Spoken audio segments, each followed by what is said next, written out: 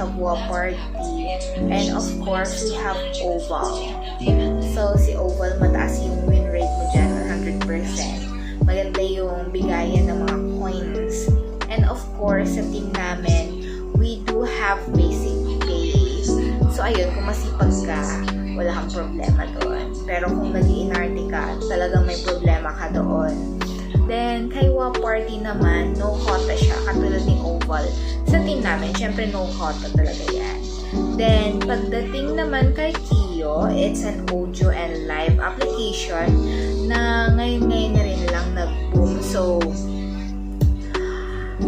ang ginagawa dyan is pa-oras pa lang. So, basically, if bigla silang nag-boom ulit sa market, then mag-iba ulit yung policy just like the other apps we have.